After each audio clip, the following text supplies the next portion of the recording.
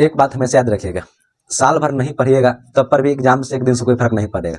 यदि आप एक दिन नहीं पढ़िएगा तब पर भी साल भर से कोई फर्क नहीं पड़ेगा। कहने का मतलब समझे कि नहीं? यदि आप साल भर नहीं पढ़ते तो एक दिन एग्जाम से कोई फर्क नहीं पड़ने वाला है। यदि आप एग्जाम का समय पढ़ते उससे भी साल भर से कोई फर्क पड़ना नहीं। ये बात जिनको हमेशा याद रखिएगा। जितना मेहनत कीजिएगा उतना ही आप फल पाइएगा। रिएक्शन, वुटर्स Fittig reaction, Kolbe reaction, Rosenmund अभिक्रिया, जितना भी रिएक्शन आपको बता दिए वो सब इंपॉर्टेंट था।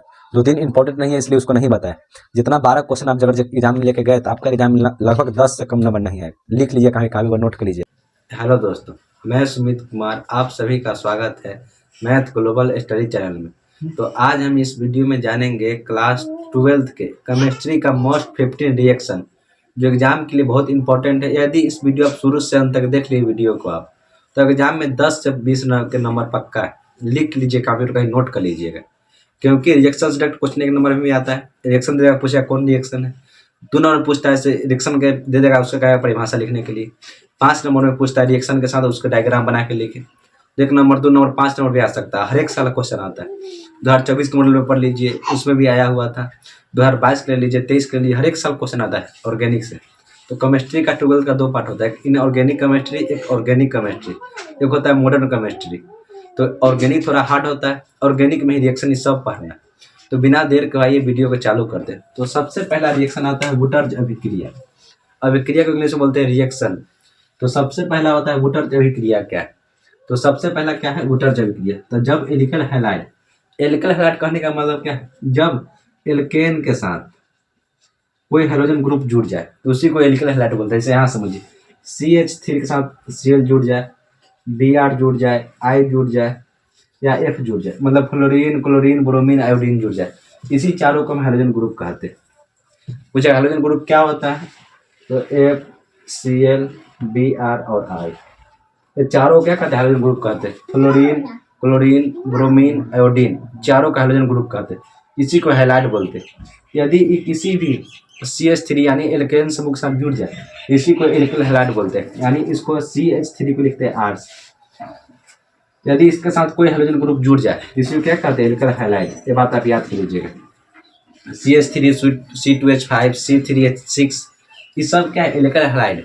यदि इसके साथ कोई हाइड्रोजन ग्रुप जुड़ जाए, इसको हाइड्रोजन, इसको चाहे हैलाइड बोलिए, यदि इसके साथ जुड़ जाए इसी को बोलते हैं एल्किल हैलाइड। तो क्वेश्चन में क्या बोल रहा है, जब एल्किल हैलाइड सोडियम धातु के साथ, जब एल्किल हैलाइड 2 को लेते हैं इसमें, जब 2 एल्किल हैलाइड किसी सोडियम धातु के साथ, तो सोडियम क्या है, धातु। धातु किसे कहते हैं, जो इलेक्ट्रॉन के त्यागता है, जो इलेक्ट्रॉन गठन करता है उसे क्या कहते हैं, धातु कहते हैं। तो सोडियम धातु के साथ शुष्क ईथर की उपस्थिति में, मतलब ड्राई आइस। शुष्क ईथर मतलब क्या होता है, ड्राई ईथर। शुष्क ईथर इंग्लिश क्या बोले, ड्राई ईथर के साथ अभिक्रिया करने पर। तो शुष्क ईथर यहाँ पर क्या है, उत्प्रेरक। उत्प्रेरक कहने का मतलब क्या, जो रिएक्शन को बढ़ा दे या तो घटा दे, मतलब अभिक्रिया के दर को बढ़ा दे या तो घटा दे। तो जब एल्किल हैलाइड का अभिक्रिया सोडियम के साथ कराने पर ड्राई आइस ईथर यानी शुष्क ईथर की उपस्थिति में कराने पर, ये जो डबल एक्स है उस सोडियम के साथ चल जाता है और डबल आर बच जाता है। डबल आर एक साथ चलाएगा, ए और ए आर, मतलब एल्किल समूह दोनों एक साथ हो जाता है, डबल एल्किल समूह हो जाता है और NX के साथ जुड़ जाता है। यानी 2 N तो है और X क्या है, वो 2X हो जाता है। तो 2NX क्या आता है, अलग हो जाता है। यही वुटर्ज अभिक्रिया। जब एल्किल हैलाइड का अभिक्रिया सोडियम धातु के साथ कराने पर शुष्क ईथर की उपस्थिति में, तो क्या बनता है, डबल एल्किल समूह का निर्माण होता है और सोडियम हैलाइड क्या होता है, का निर्माण होता है। कुछ नहीं है वुटर्ज अभिक्रिया में। इसमें एल्किल हैलाइड को लेंगे, सोडियम के साथ अभिक्रिया कराएंगे, डबल आर समूह अलग हो जाएगा, इसी को डबल एरिल समूह बोलेंगे, एल्किल समूह बोलेंगे। और सोडियम क्या हो जाएगा, हैलाइड के साथ अलग हो जाएगा। यही वुटर्ज अभिक्रिया से एग्जाम्पल देखिए। जैसे एग्जाम्पल यहाँ देखिए, C2H5 Cl, ये भी क्या है, एल्किल हैलाइड है। C2H5 Cl, 2 एल्किल हैलाइड ले लिए, इसका अभिक्रिया सोडियम के साथ कराने पर करा दिए ड्राई आइस की उपस्थिति में, मतलब ड्राई आइस में ड्राई ईथर की उपस्थिति में, मतलब शुष्क ईथर की उपस्थिति में करा दिए। तो C2H5 2 का C2H5 बन जाएगा। C2H5 2 का C2H5 बन गया, मतलब 2 बार बन गया और NaCl के साथ जुड़ जाएगा। तो 2 को Na है तो 2 को Cl, तो 2NaCl हो जाएगा। यह इसका अभिक्रिया है। वुटर्ज अभिक्रिया कुछ नहीं, जब एल्किल हैलाइड का अभिक्रिया हम सोडियम के साथ करते हैं तो डबल एल्कल समूह बन जाता है, डबल आर समूह बन जाता है और सोडियम हैलाइड अलग हो जाता है। इसी को क्या बोलते हैं? एल्कल वोटर अभिक्रिया कहते हैं। अब आता है फिटिंग फ्रेकलैंड अभिक्रिया। अगला क्या है? फ्रेकलैंड अभिक्रिया। ये भी कुछ नहीं, सेम यही काम उसमें भी करेंगे। जब एल्कल हैलाइड मतलब आर एक्स, सिंपल याद न हो रहा सिंपल समझिएगा। एल्कल हैलाइड मतलब क्या होता है? R X. जब डबल आर एक्स के जस्ता धातु के साथ, इसमें सोडियम धातु लिए थे, इसमें जस्ता धातु लेंगे, जिंक लेंगे, जिंक। वोटर अभिक्रिया में कौन धातु लिया था? सोडियम लिए थे, लेकिन फ्रेकलैंड अभिक्रिया में कौन लेंगे? तो जिंक को लेंगे, जिंक को ले लिए। इसका अभिक्रिया किसके उपस्थिति में? शुष्क ईथर की उपस्थिति में कराने। शुष्क ईथर मतलब ड्राई ईथर की उपस्थिति में कराने पर क्या बनता है? डबल आर समूह का निर्माण होगा। ये दोनों आर एक साथ जुड़ जाएगा, डबल आर समूह का निर्माण होगा और इसी को डबल एल्कल समूह बोलते हैं।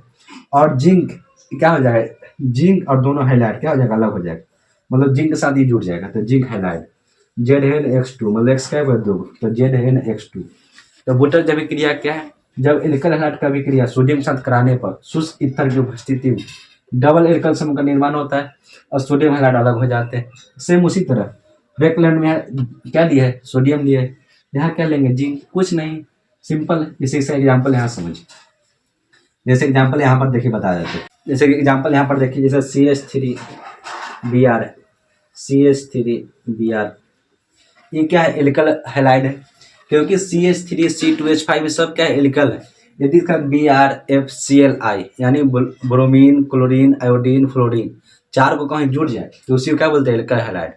मतलब एल्कल के साथ कोई जुड़ जाए हैलाइड, उसी क्या बोलेंगे? Alkyl halide. तो ये दो एल्कल हैलाइड ले लिए, डबल आर ले लिए, RX ले लिए और इसका किसके साथ कराना है? जिंक के साथ कराना है। इसका जिंक के साथ करा दी, किसकी उपस्थिति में?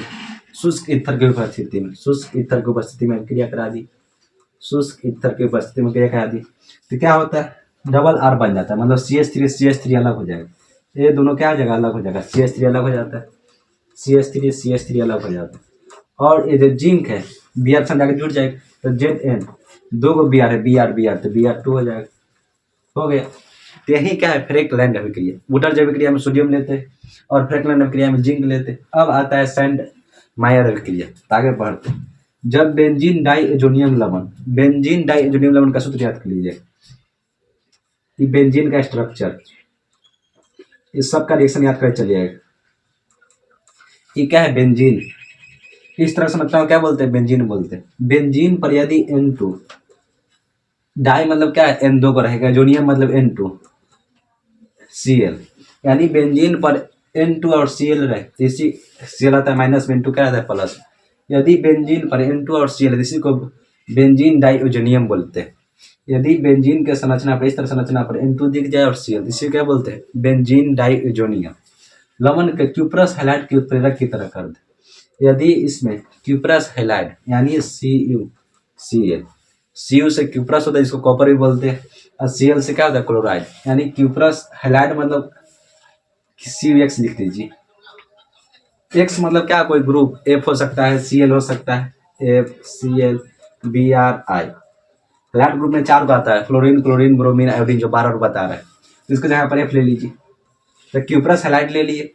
यदि बेंजीन डाइओजोनियम का विक्रिया क्यूप्रस हैलाइड की उपस्थिति मतलब उत्प्रेरक है, क्या है? उत्प्रेरक के कराने पर, तो ये जो Cl है, ये Cl N2Cu के साथ जुड़ जाता है और बेंजीन पर इसका बेंजीन का संरचना है, इस पर Cl चलाता है, यानी N2Cu के साथ जुड़ जाता है और बेंजीन पर क्या चलाता है? Cl चलाता है। इसी को क्या बोलते हैं? सैंड मायर अभिक्रिया। तो सबसे पहला अभिक्रिया क्या था? वोटर अभिक्रिया, जिसमें डबल एल्कल समूह का लिए सोडियम के साथ अभिक्रिया कराए तो डबल एल्कल समूह बना, यानी RX का अभिक्रिया सोडियम के साथ कराने पर डबल आर का निर्माण होता है और सोडियम हैलाइड क्या होता है? अलग हो जाता है। सेम इसी में क्या ले? जिंक के लिए इसमें लेंगे सोडियम, तो इसमें क्या लेंगे? जिंक। सेम वही काम इसमें भी करना। सैंड मायर अभिक्रिया क्या है? बेंजीन डाइओजोनियम का फॉर्मूला याद होना चाहिए। बेंजीन पर N2Cl है, उसे क्या बोलते हैं? बेंजीन डाइओजोनियम।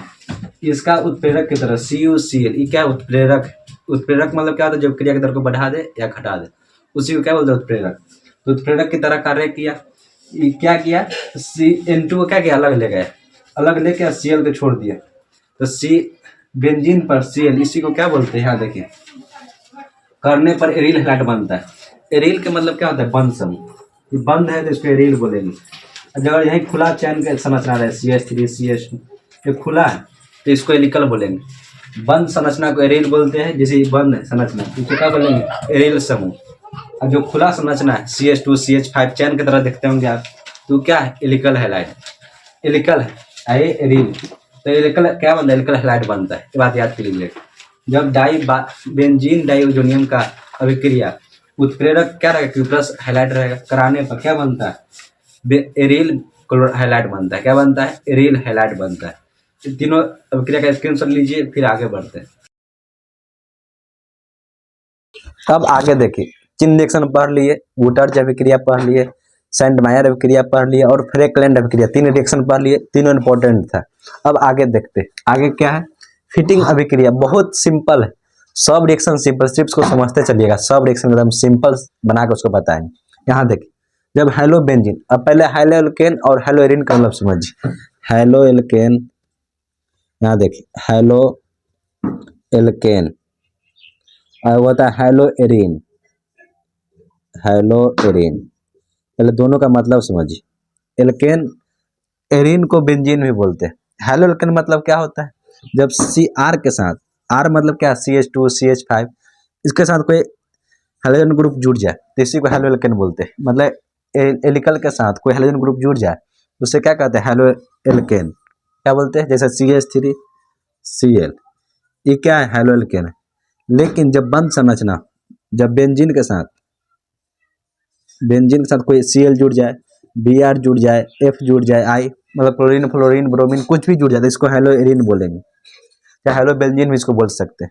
जब बंद संरचना के ऊपर हेलोजन ग्रुप जुटे तो उसका हेलो एरिन बोलेंगे।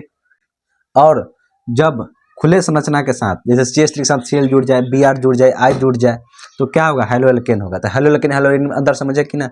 सिंपल, आपको स्ट्रक्चर बंद ना दिखाई दे, उसके साथ कोई जुटा ना हो तो हेलो एल्केन में चलेगा। यदि बंद स्ट्रक्चर हो, बंद संरचना हो, उसके साथ कोई जुट जाए तो क्या होगा? हेलो एरिन होगा। चाहे उसका हेलो बेंजीन भी बोल सकते हैं। आगे देखिए, जब हेलो बेंजीन के 2 अणु शुष्क ईथर की उपस्थिति में, हेलो बेंजीन मतलब क्या? ये क्या हुआ? हेलो बेंजीन, तुरंत ही बता दिए। तो क्या है? हेलो बेंजीन के साथ इसके 2 अणु, यानी ऐसा ऐसा 2 होना चाहिए कि 2 अणु ले लिए शुष्क ईथर की उपस्थिति में सोडियम के द्वारा, इसमें सोडियम को लेना है, यानी हेलो बेंजीन। ये क्या है? बेंजीन स्ट्रक्चर, इसके साथ हेलोजन ग्रुप जुटे इसलिए इसका नाम क्या पड़ा? Hello benzene. इसको साथ हेलोजन ग्रुप जुट गया, ये क्या है? बेंजीन, इसलिए इसका नाम क्या पड़ा? Hello benzene.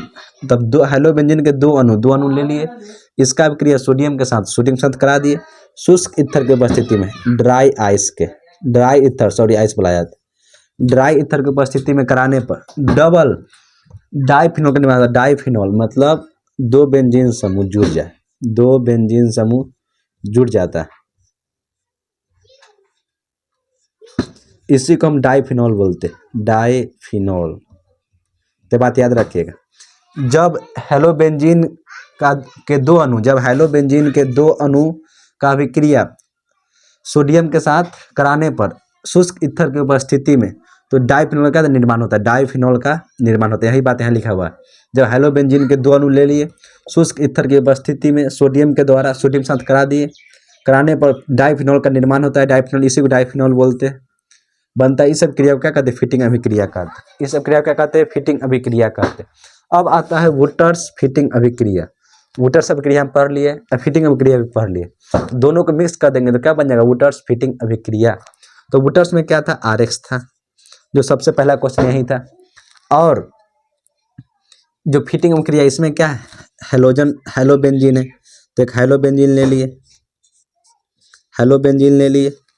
तब जब हेलो एल्कीन और हेलो बेंजीन का अभिक्रिया सोडियम के साथ करा दी, करना कुछ नहीं है, फिटिंग अभिक्रिया और वुटर्ज अभिक्रिया दोनों को एक साथ लिख देना है, उसी को क्या बोलेंगे? वुटर्ज फिटिंग अभिक्रिया। फिटिंग अभिक्रिया में Cl था, Cl यहाँ से ले लिए। वुटर्ज अभिक्रिया में क्या था? RX था, सबसे पहला देखिएगा, सबसे पहला रिएक्शन उसमें RX था। इसका अभिक्रिया किसके साथ कराया? सोडियम के साथ कराने पर, शुष्क ईथर की उपस्थिति में, मतलब ड्राई आइस के ईथर की उपस्थिति में कराने पर, ड्राई मतलब शुष्क होता है, ईथर मतलब ईथर होता है, कराने पर क्या बनता है?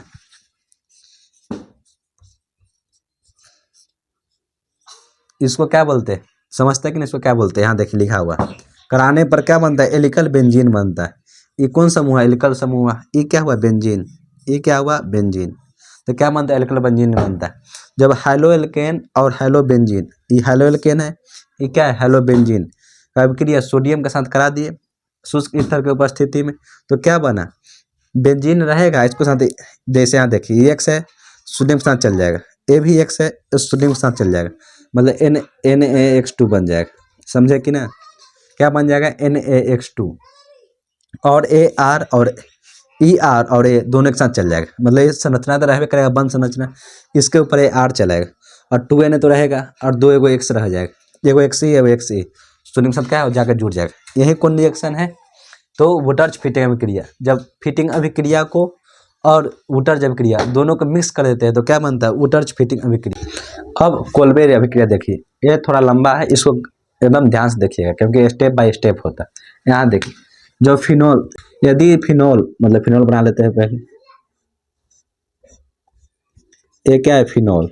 फिनोल के सोडियम या पोटेशियम, फिनोल को सोडियम या पोटेशियम के साथ, लवण को CO2 के साथ, CO2 को COO लिख सकते हैं कि नहीं, CO2 को COO लिख सकते हैं कि नहीं, के साथ क्या बोल रहा है, 393 से लेकर 413 केल्विन तक, मतलब 393 से लेकर 413 केल्विन तक टेम्परेचर दिया जाता है, तापमान दिया जाता है। और 4 से 7 ATM क्या दिया जाता है, प्रेशर दिया जाता है, मतलब उसको गर्म किया जाता है। और 4 से 7 ATM क्या दिया, दाब दिया जाता है। ATM प्रेशर, वायुमंडल दाब का मात्रक होता है, तो 4 से 7 ATM दाब दिया जाता है। और क्या बोले, जैसे यहाँ देखिए, हर एक संत का एच जुटा होता है, हर एक संत का जुटा होता है एच, आप लोग पढ़ेंगे।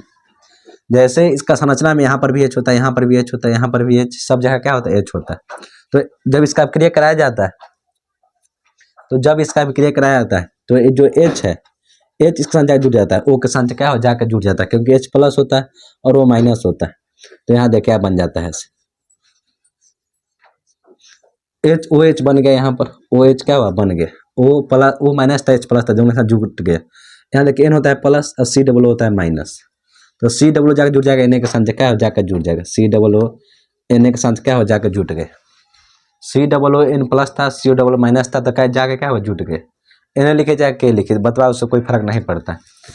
तो जब फिनोल का अभिक्रिया सोडियम या पोटेशियम को लेकर कार्बन डाइऑक्साइड से कराने पर 393 से लेकर 413 केल्विन तक 4 से 7 ATM दिया जाता है, सैलिसिलिक अम्ल का एक लवण बनता है। तो ये जो बना, इसका अभिक्रिया हम, इसका अभिक्रिया HCl के साथ करेंगे, HCl यानी अम्ल के साथ करेंगे। HCl क्या है, हाइड्रोक्लोरिक अम्ल। तो इसका अभिक्रिया जब हम अम्ल से करेंगे तो यहाँ देखिए, ये जो Cl है वो Na के साथ जुड़ जाएगा, तो NaCl बन जाएगा, और H है जो COOH के साथ जुड़ जाएगा। ये संरचना तो रहबे करेगा, वो रहेगा, OH तो रहबे करेगा, इस COO के साथ रहेगा, इसको साथ क्या चलेगा, H चलेगा, और NaCl बाहर चलेगा, NaCl क्या चलेगा, बाहर चलेगा। अब शुरू से समझिए क्या समझाने वाले थे। जब फिनोल का फिनोल ले लिए, यदि बेंजीन पर O हो तो उसे फिनोल बोलते हैं। इसका सोडियम या पोटेशियम ले लिए, सोडियम या पोटेशियम लवण को ले लिए, और CO2 के साथ, CO2 के साथ COO होता है, O2 मतलब डबल O होता है, के कराने पर टेम्परेचर दे दिए 393 से 413 केल्विन टेम्परेचर दे दिए, और 4 से 7 क्या दे दी, 4 से 7 ATM प्रेशर, वायुमंडल दाब दे दी।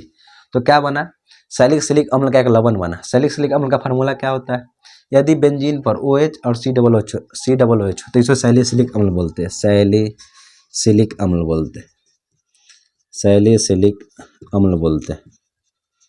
तो ये तो हमको अम्ल नहीं मिला, लवण मिला, तो इसको फिर हम अम्ल के साथ कराएंगे तो क्या बनेगा, अम्ल बनेगा। जैसे यहाँ देखिए OH है, OH के साथ OH है या COONA, तो HCl के साथ मतलब अम्ल के साथ क्रिया करें तो H जाके Na को हटा के जुट गए, क्योंकि H जो यहाँ प्लस होता है, COO माइनस होता है, प्लस माइनस के साथ जुट गए, और Na प्लस होता है, Cl माइनस, NaCl अलग हो गए, क्योंकि NaCl के बीच विद्युत आकर्षण ज़्यादा होता है, विद्युत ऋणात्मकता ज़्यादा होता है, इसलिए क्या दोनों जाकर जुट जाता है, तो NaCl अलग हो गया और COOH क्या अलग हुआ, इसे क्या बोलते हैं, कार्बोक्सिलिक एसिड, इसलिए इसको नाम है सैलिसिलिक एसिड।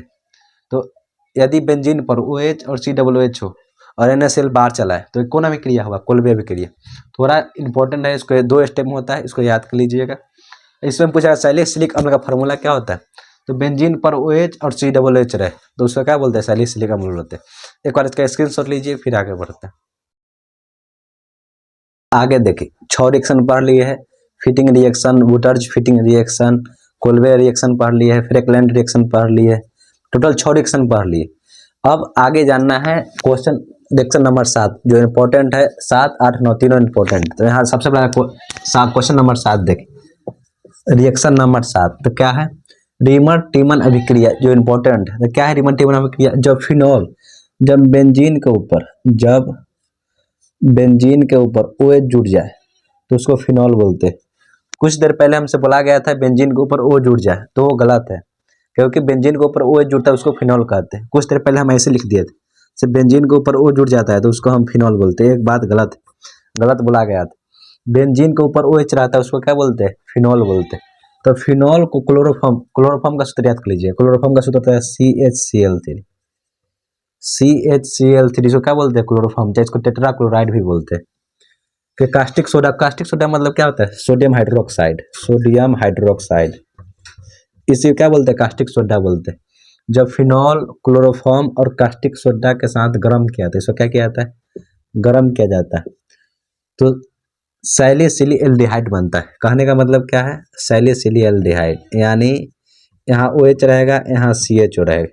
एल्डिहाइड का सूत्र क्या होता है, CHO बनेगा। अब यहाँ देखिए कैसे बनेगा से बता देते हैं। प्लस 3NaCl बनेगा और प्लस 2H2O बनेगा। अब पूछेगा ये कैसे बना, तो यहाँ देखिए CHCl3 है, CH और Cl का 3 गो 1 2 3 और NaOH और NaOH। CHCl3 इसको संरचना तोड़ दिए। देखिए Cl NaCl के साथ जुड़ जाएगा, NaCl के साथ जुड़ जाएगा और NaCl के साथ जुड़ जाएगा। टोटल जुड़ा क्या बार 3 बार, 3 गो Na और 3 गो Cl, तो 3 NaCl ही चला आया। अब आता है यहाँ देखिए CH, इस CH क्या करेगा, यहाँ देखिए CH है जो एक O के लेकर बैठ जाएगा। CH क्या करेगा, एक O को लेकर चलेगा, तो क्या बन जाएगा, एल्डिहाइड बन जाएगा। जो बच गया H2, 2 गो H2 एक पानी बन गया, फिर क्या बन जाता है, पानी, समझे कि ना, मतलब दो पानी का दोनों बन जाता है। देखिए H 2H हो गया और H, यहाँ देखिए H और H 2HO पानी बन गया, H और O क्या बन गया, H2O, ये क्या बन गया, जल। तो यहाँ जल बन जाता है और क्या बन जाता है, 3NaCl 3NaCl बन जाता है और जल बन जाता है। और CO के साथ यहाँ जुड़ जाता है O, और O कहाँ चला जाता है, यहाँ पर बेंजीन पर। यदि यहाँ पर COOH रहता है इसको कार्बोक्सिलिक एसिड कहते हैं, सैलिसिलिक एसिड बोलते हैं। यदि यहाँ पर COOH रहता है इसको सैलिसिलिक एसिड कहते हैं।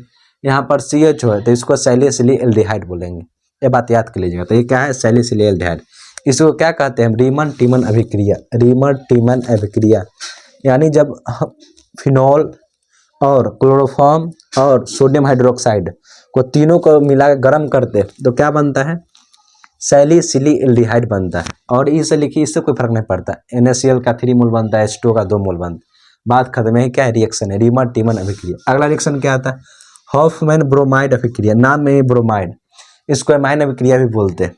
जब सोडियम हाइड्रोक्साइड के विलयन में ब्रोमीन के साथ एमाइड की अभिक्रिया कराने पर सोडियम हाइड्रोक्साइड, इसे को कास्टिक सोडा बोलते हैं। इसका सूत्र क्या होता है, NaOH का अभिक्रिया ब्रोमाइड से कराने पर, ब्रोमीन से कराने पर, NaOH का अभिक्रिया ब्रोमीन से कराने पर किसकी उपस्थिति में, एमाइड की उपस्थिति में। तो एमाइड का सूत्र क्या होता है, RCONH2, जो आप लोग के पता होगा। एमाइड का सूत्र क्या होता है, RCONH2 का अभिक्रिया कराने पर हाइड्रोक्साइड विलयन में ब्रोमीन और एमाइड का अभिक्रिया कराने पर क्या बनता है, यहाँ देखिए एमीन बनता है। क्या बनता है, एमीन। तो एमीन का सूत्र क्या होता है, जो R है ये क्या है, R जाकर जुड़ जाएगा NH2 के साथ, R के साथ जाकर जुड़ जाएगा NH2 के साथ, क्या होगा, जुड़ जाएगा, मतलब RNH2 बन गया। अब बच गया यहाँ पर CO, यहाँ देखिए क्या है Na, अब Br क्या है, 2 गो, तो एक तो NaBr बन जाता है,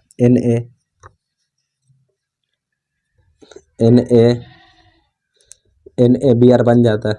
एक तो ये बन गया, NaBr साथ जाके जुट गए। अब फिर बच जाता है, यहाँ देखिए CO है, और जैसे इसको हम Na और NH2 एक साथ जुट गए, बच यहाँ से क्या गया, CO बच गए, और क्या बच गया, NaOH बच गए, और क्या बच गया, Br2 बच गए। तो ये तो Na साथ जाकर रिएक्शन करेगा, लेकिन जो COOH बच जाता है, CaCOOH बच, तो ये सोडियम के साथ मिलकर क्या बन जाएगा, Na2CO3 बन जाएगा। Na2CO3 बन गया और जल बन जाता है। H2O और H इसमें से ले लिया, क्या बन जाएगा, H2O बन जाता है। मतलब ये इधर इंपॉर्टेंट नहीं है कैसे बना से, क्योंकि आपको सिर्फ अभी समझना है, सिर्फ रिएक्शन याद करना है, मेन पॉइंट याद करना है। इसे क्या बोलते हैं, एमीन। इसे क्या बोलते हैं, एमीन। जब सोडियम हाइड्रोक्साइड एक विलियन में ब्रोमीन और एमाइड, ब्रोमीन RCOONH2, इसको क्या बोलते हैं, एमाइड का विक्रिया कराने पर एमीन का निर्माण होता है। इसी को क्या बोलते हैं, हॉफमैन ब्रोमाइड अभिक्रिया। कुछ याद नहीं करना। जब सोडियम हाइड्रोक्साइड विलियन में ब्रोमीन डालेंगे, एमाइड डालेंगे, दोनों डाल दिए, अभिक्रिया कराएंगे, एमीन बनेगा। क्या हो गया, हॉफमैन ब्रोमाइड अभिक्रिया। बस कुछ नहीं करना। सोडियम हाइड्रोक्साइड के विलियन में ब्रोमीन डाल देना, हॉफमैन ब्रोमाइड अभिक्रिया बन गया। इसमें किसका निर्माण होता है, एमीन का निर्माण होता है। अगला देखिए, कार्बिल एमीन अभिक्रिया। कार्बिल एमीन अभिक्रिया जो इंपॉर्टेंट है, यहाँ देखिए। प्राइमरी एमीन का मतलब क्या होता है, पहले समझिए। RNH2, इसी को प्राइमरी एमीन बोलते हैं। जैसे एमाइन का सूत्र होता है NH3, तो जितना इसमें H कम, जैसे एक H कम है तो इसको प्राइमरी बोलेंगे। 2 H कम है, ध्यान से देखिए, 3 से H का क्या हो कम है, एक हो, तो इसको प्राइमरी बोलेंगे। NH को क्या बोले, इसको सेकेंडरी बोलेंगे, क्योंकि 2 H कम है। N क्या H कम है, 3 तो इसको टर्सरी बोलेंगे। Primary amine, secondary amine, tertiary amine, तो ये बात याद रखिएगा। तो प्राइमरी एमीन ले लिए, क्लोरोफॉर्म यानी CHCl3। क्लोरोफॉर्म का सूत्र क्या था, CH3Cl3, OH मतलब एल्कोहल से बने पोटेशियम हाइड्रोक्साइड। पोटेशियम हाइड्रोक्साइड क्या होता है, तो KOH होता है, जो आप लोग को बता दिए कि विलयन के साथ गर्म करने पर इसको क्या किया जाता है, गर्म किया जाता है। क्या किया जाता है, गर्म करने पर कार्बिल एमीन अभिक्रिया कहलाता है। कौन अभिक्रिया कहलाता है, कार्बिल एमीन अभिक्रिया कहलाता है। यानी RNH2 CHCl3 और KOH, यानी प्राइमरी एमीन, क्लोरोफॉर्म और पोटेशियम हाइड्रोक्साइड। OH क्या चीज़ का सूत्र होता है, एल्कोहल का सूत्र होता है। फंक्शनल ग्रुप में आप लोग पढ़िए, को गर्म करते। तो अब यहाँ देखिए, यहाँ क्या है, RNH2, तो इसको इस तरह लिख सकता है कि ना, RH क्या है, 2, इसको इस तरह तोड़ दिए, अच्छा से देखिएगा। और यहाँ देखिए CH, इसके साथ C क्या है, 3, 1 हो, 2 गो, 3, इसके साथ 3 गो C है, लिख दिए। अब यहाँ देखिए KOH और KOH, पोटेशियम पर प्लस होता है, क्लोरीन पर माइनस होता है। K Cl के साथ चल जाएगा, K Cl के साथ चल जाएगा, K Cl के साथ चलेगा, मतलब 3 गो K या 3 गो Cl बन जाएगा। 3K और 3Cl, तो 3KCl हो गया। अब यहाँ देखिए, जो ये बच गया, ये क्या बन जाएगा, जल अपने आप में बना लेगा। ये क्या बना लेगा, जल, क्योंकि H2O मिल के क्या बनाएगा, जल, तो जल बना लिया। अब बच गया, यहाँ पर देखिए, यहाँ पर क्या बच गया, C, यहाँ पर क्या बच गया, C, यहाँ पर क्या बच गया, N। ये दोनों क्या करेगा, फिर क्या करेगा, तो NC बना लेगा, RNC। CN मतलब होता है साइनाइड। CN मतलब क्या होता है, साइनाइड। NC मतलब होता है आइसोसाइनाइड। NC मतलब क्या होता है, आइसोसाइनाइड। समझे कि ना। CN का उल्टा क्या होता है, NC। तो CN मतलब साइनाइड, इसको उल्टा करके क्या बन जाएगा, आइसोसाइनाइड। तो RNC बन गया, NC के साथ जुट गया, R तो रहबे करेगा, और KCl, देखिए KCl के साथ जुट गया, KCl के साथ जुट गया, KCl के साथ जुट गया, NC के साथ जुट गया, तो क्या बन गया, RNC मतलब एल्किल आइसोसाइनाइड। इसको क्या बोलते हैं, कार्बिल एमीन बोलते हैं। इसको क्या बोलते हैं, कार्बिल एमीन। 3KCl 3H2 बन गया। यही क्या है, कार्बिल एमीन अभिक्रिया है। इसको याद कर लीजिए। जब प्राइमरी एमीन को लेते हैं, क्लोरोफॉर्म और पोटेशियम हाइड्रोक्साइड को गर्म करते हैं, तो हमें क्या प्राप्त होता है, एल्किल आइसोसाइनाइड क्या होता है, प्राप्त होता है। और 3KCl क्या होता है, प्राप्त होता है। एक बार इसका स्क्रीनशॉट लीजिए, फिर आगे बढ़ते हैं। अब अगला क्वेश्चन देखिए, टोटल 9 रिएक्शन हो चुका है। 10वां देखिए, एल्डिहाइड सांद्र। एल्डिहाइड का सूत्र होता है CHO। एल्डिहाइड का सूत्र क्या होता है, CHO। सांद्र बोला है मतलब इसका हाइड्रोजन जुड़ा हुआ है। तो एल्डिहाइड सांद्र कास्टिक सोडा। कास्टिक सोडा मतलब क्या था, sodium hydroxide, NaOH। Caustic soda का मतलब क्या होता है, सोडियम हाइड्रोक्साइड के विलयन के साथ अभिक्रिया कर सोडियम फॉर्मेट का मेथिल एल्कोहल का बनता है। मतलब यदि ये क्या है, एल्डिहाइड है, सांद्र है, और क्या कास्टिक सोडा का गर्म किया था, क्या किया जाता है, गर्म किया जाता है, तो बोला तो क्या बनता है, HCOONA बनता है, और CH3OH यानी मेथनॉल क्या होता है, बाहर चलाता है। यदि एल्डिहाइड सांद्र को सोडियम हाइड्रोक्साइड के साथ गर्म किया जाता है, तो इसी को क्या बोलते हैं, यहाँ देखिए लिखा हुआ है, सोडियम फॉर्मेट बोलते हैं। सोडियम फॉर्मेट इसी को हम सोडियम फॉर्मेट बोलते हैं। मतलब यहाँ देखिए जो H इस C है, ये तो O तो यहाँ पर भी है, O यहाँ डबल O हो गया और Na, मतलब इसको साथ अभिक्रिया कर लिया और क्या हुआ, HCH3OH का क्या निर्माण हुआ, मेथनॉल का, इसको बोलते हैं मेथनॉल। अब कैसे इसमें कौन अणु दिया, कैसे अणु का रिएक्शन हुआ, वो डिटेल से जानना है तो इसके लिए एक चैप्टर ही पूरा डिटेल से पढ़ना पड़ेगा। सिर्फ यहाँ समझिए रिएक्शन को, सिर्फ समझिए रिएक्शन क्या कह रहा है, से समझिए कह रहा है क्या। सबसे पहला क्वेश्चन क्या कह रहा है, एल्डिहाइड, एल्डिहाइड सांद्र को ले लिए, HCHO को ले लिए और कास्टिक सोडा यानी सोडियम हाइड्रोक्साइड को ले लिए, गर्म किए, HCOONA बना यानी सोडियम फॉर्मेट बना और मेथनॉल बना, रिएक्शन खत्म। और कुछ याद इस पर करना है तो नहीं, ज़्यादा डिटेल से ना तो चैप्टर बाय चैप्टर पढ़िए। अगला देखिए मास्टर्ड ऑयल अभिक्रिया, मास्टर्ड ऑयल अभिक्रिया क्या है, यहाँ देखिए प्राइमरी एमीन, कुछ देर पहले बताया था प्राइमरी एमीन मतलब क्या होता है, RNH2 को क्या बोलते हैं प्राइमरी।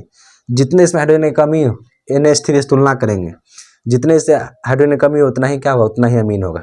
इसमें एक हाइड्रोजन की कमी है मतलब प्राइमरी, 2 ज़्यादा कमी तो सेकेंडरी, 3 ज़्यादा कमी तो टर्सरी। तो यदि प्राइमरी अमीन का अभिक्रिया मर्क्यूरिक अमीन का अभिक्रिया मर्क्यूरिक क्लोराइड की उपस्थिति में कार्बन डाइसल्फाइड यानी CH2, कार्बन डाइसल्फाइड CH2 के साथ कराने गर्म करने पर यानी मर्क्यूरी क्लोराइड यानी HgCl2 मर्क्यूरी क्लोराइड के साथ उत्प्रेरक की तरह कार्य करता है। यदि प्राइमरी एमीन का अभिक्रिया हम क्या चीज़ से कराए, कार्बन डाइसल्फेट से कराए मर्क्यूरी क्लोराइड की उपस्थिति में, तो क्या बनता है, कार्बन डाइऑक्साइड के साथ गर्म करने पर एल्काइल आइसोसाइनेट बनता है यानी RNCS बनता है। क्या बनता है, इसी को एल्काइल आइसोसाइनेट बोलते हैं, एल्काइल आइसोथायोसाइनेट इसी को बोलते हैं। इसका निर्माण होता है और H2S बनता है, H2S बनता है। यानी जब हम प्राइमरी एमीन का अभिक्रिया हम प्राइमरी एमीन और सोडियम सल्फेट, सोडियम मतलब कार्बन सल्फेट का अभिक्रिया हम HgCl2 यानी मर्क्यूरी क्लोराइड की उत्प्रेरक के साथ क्या करते हैं, गर्म करते हैं, तो एल्किल, इसको क्या बोलेंगे, एल्किल आइसोथायोसाइनाइड बनता है और H2S क्या बनता है, H2S बनता है। यही अभिक्रिया और इसमें कुछ है ही नहीं। अब आगे देखिए, आगे क्या है, एसिड क्लोराइड, इसका सूत्र होता है RCO, तो CO को इस तरह भी लिख सकते हैं और Cl2, क्लोराइड मतलब Cl2 रहे।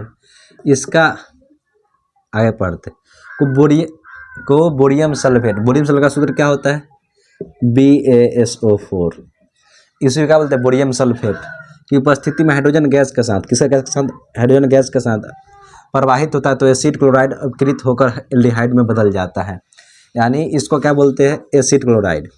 RCOCl2 को क्या बोलते हैं, एसिड क्लोराइड बोलते हैं। इसका अभिक्रिया H2 के साथ कराने पर, किसके साथ, H2 यानी हाइड्रोजन गैस को प्रवाहित करने पर बोरियम सल्फेट। अब पूछेगा इसका इस्तेमाल क्यों करते हैं, तो विष उत्प्रेरक, क्या है उत्प्रेरक, विष को कम कर देता है। पूछेगा विष क्या होता है, आगे समझते हैं। BaSO4 भी ले सकते हैं, इसको लेड भी ले सकते हैं, पारा भी ले सकते हैं, BaSO4 भी ले सकते हैं, चाहे PB लेड भी, क्या लेड मतलब पारा नहीं तो बोला गया था, PB लेड भी ले सकते हैं। ये भी क्या उत्प्रेरक है, BaSO4 क्या बोरियम सल्फेट भी क्या उत्प्रेरक। यदि लेंगे तो क्या बनेगा, RCOH। अब पूछेगा H क्यों बना, तो AH इसको साथ चलाता है और HCl एक साथ अलग हो जाता है, HCl अलग हो जाता है, यहाँ Cl रहेगा, यानी एक H इसके साथ जुड़ जाता है और HCl क्या होता है, बाहर हो जाता है। यानी इसको क्या बोलते हैं, यहाँ देखिए लिखा हुआ एसिड क्लोराइड, यही क्या है, एसिड क्लोराइड, इसी को क्या बोलते हैं, एसिड क्लोराइड। मतलब कुछ नहीं है, जब हम एसिड क्लोराइड हो गया, एसिड क्लोराइड के हाइड्रोजन गैस की उपस्थिति में, हाइड्रोजन गैस उसमें रहेगा, उसका अभिक्रिया उत्प्रेरक BaSO4 यानी बोरियम सल्फेट के साथ कराने पर उत्प्रेरक इससे आगे रिएक्शन कीजिएगा तो शराब बन जाएगा, जहरीला शराब बन जाएगा। इसीलिए बोला विष की तरह काम करता है। इसका फिर दवा डालिएगा तो क्या बन जाएगा, शराब बन जाएगा। तो यदि हम एसिड क्लोराइड का अभिक्रिया हाइड्रोजन गैस की उपस्थिति में बोरियम सल्फेट के साथ कराते हैं तो क्या बनता है, एसिड क्लोराइड अपकृत होकर एल्डिहाइड बनता है। क्या बनता है, एल्डिहाइड। CHO क्या होता है, एल्डिहाइड, तो एल्डिहाइड बनता है और HCl क्या होता है, बाहर निकल जाता है। तो हमारा पूरा रिएक्शन कंप्लीट हुआ, तो 3 रिएक्शन और बच गया, वो इम्पोर्टेंट उतना खास नहीं है। जितना रिएक्शन हम बता दिए शुरू से लास्ट तक, फिटिंग रिएक्शन, वुटर्स Fittig reaction, Kolbe reaction, Rosenmund अभिक्रिया, जितना भी रिएक्शन आपको बता दिए वो सब इम्पोर्टेंट था। 2-3 इंपॉर्टेंट नहीं है इसलिए उसको नहीं बताया। जितना 12 क्वेश्चन आप अगर एग्जाम में लेके गए तो आपका एग्जाम में लगभग 10 से कम नंबर नहीं आएगा। लिख लीजिए, कहाँ भी नोट कर लीजिए, नहीं आए तो इसका कमेंट में इसका आंसर दीजिए। कम से कम 10 नंबर सिर्फ रिएक्शन से आता है, सिर्फ 10 नंबर रिएक्शन से आता है। या तो आपसे पूछ देगा, 1 नंबर वाला क्वेश्चन में पूछ देगा 35 को जिसमें रहता है बनाना, उसमें 2-3 रिएक्शन दे देगा। 2-3 को सब्जेक्टिव में रहता है और 5 नंबरिया में भी रहता है, कॉन्सेप्ट के साथ रहता है, क्योंकि ऑर्गेनिक से बहुत सारे क्वेश्चन आता है। जितना आपको समझा दिया उसको घर पर रिवीजन कीजिएगा। अगर इसमें कोई डाउट, कोई चीज़ समझ में नहीं आया हो, क्योंकि समझ में ना आने के पीछे कारण क्या हो, क्योंकि आप लोग चैप्टर नहीं पढ़े होंगे। जब चैप्टर नहीं पढ़िएगा तो डिटेल से कहाँ से समझिएगा, क्योंकि इसमें तो हम मोटा मोटी बात बताएंगे, डिटेल से समझाएंगे नहीं, क्योंकि हमको कम समय में ज़्यादा चीज़ बताना है। सिर्फ रिएक्शन बताना है ना, बल्कि चैप्टर हमको नहीं पढ़ाना है, बल्कि सिर्फ क्या रिएक्शन बताना है। तो ज़्यादा फोकस कहाँ रहेगा, रिएक्शन पर। और एक कंसेप्ट इसमें बताने लगे चैप्टर वाइज चैप्टर का, तो इसमें बहुत समय लग जाएगा। तो सिर्फ आप लोग के फोकस कहाँ, वीडियो का मकसद क्या था, जैसे रिएक्शन आपको क्या कर रिविजन करा दे। अगर रिएक्शन आप पढ़ेंगे तो आपका रिविजन हो गया होगा, नहीं पढ़ेंगे तो आप मेहनत करके क्या कीजिए, याद कर लीजिएगा। अगर याद हो गया तो आपका अच्छा खासा नंबर चला।